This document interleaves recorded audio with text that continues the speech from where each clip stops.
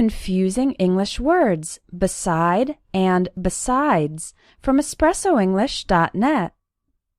The word beside is a preposition of location. It means next to.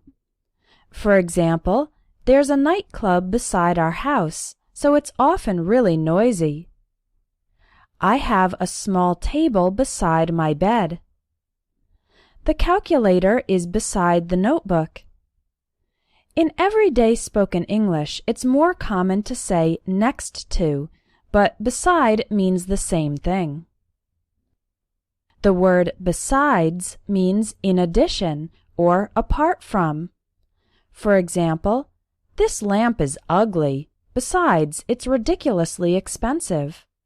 In this sentence, besides means in addition.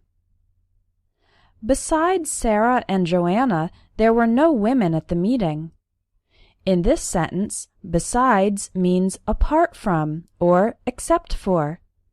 So remember, beside refers to a physical location, meaning that one thing is next to another thing.